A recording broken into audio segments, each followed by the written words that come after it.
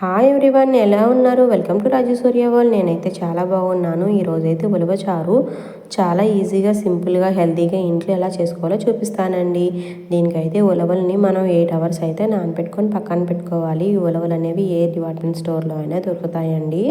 తర్వాత అయితే ఈ ఉలవల్ని బాగా వాష్ చేసుకొని మనం ఒక ప్రెషర్ కుక్కర్లో వేసుకొని 8 విజిల్స్ వచ్చే వరకు అయితే ఉంచుకోవాలండి.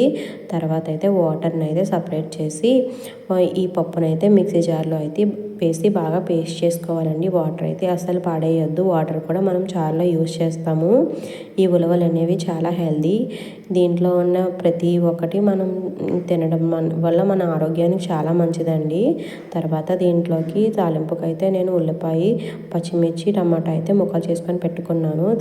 తాలింపు దినుసులు అయితే ఇలా ప్లేట్లో వేసుకొని పక్కన పెట్టుకున్నానండి.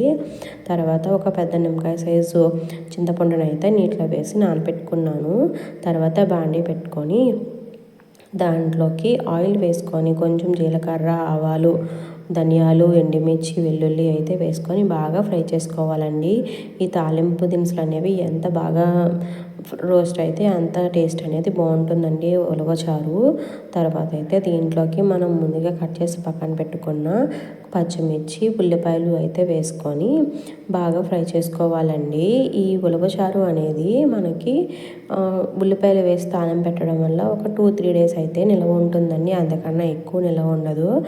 ఉల్లిపాయలు అవి వేయకుండా ఓన్లీ చింతపండు రసంతో ఉలవలు వేసుకొని ఉలవచారు చేస్తారండి. అదైతే మనకి 2 to 3 months అయితే నిల్వ ఉంటుంది.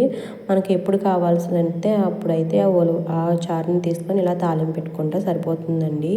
ఇదైతే ఫాస్ట్గా అయిపోతుంది. ఇలా ఉలవలు పేస్ట్ చేసుకొని మనం వెంటనే తినేయాలన్నప్పుడు ఇలా చేసుకుంటే మనకి హెల్దీ. నిల్వ ఉండే దానికన్నా ఇలా చేసుకుంటే చాలా బాగుంటుందండి.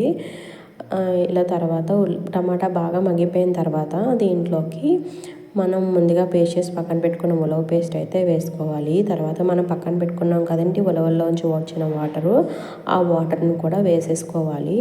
తర్వాత మనం నానబెట్టుకున్న చింతపండు అయితే కొంచెం చిక్కగా అయితే రసం తీసుకొని దీంట్లో యాడ్ చేసేసుకోవాలండి.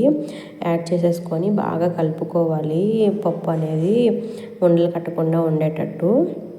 తర్వాత అయితే దీంట్లోకి మనం టేస్ట్ తగ్గట్టు ఉప్పు, కొంచెం పసుపు అయితే వేసుకోవాలి.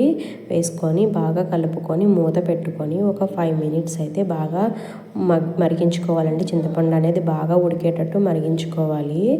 మరిగిన తర్వాత దీంట్లోకి నేనైతే పౌడర్ అయితే చేసుకొని పక్కన పెట్టుకున్నానండి. మసాలా పౌడరు ఏంటి అంటే కొంచెం జీలకర్ర, ధనియాలు, మిరియాలు, కొంచెం ఎండుమిర్చి అయితే వేసుకొని డ్రై రోస్ట్ అయితే చేసి మిక్సీ జార్లో అయితే వేసుకొని ఒక పౌడర్ అయితే చేసుకున్నానండి.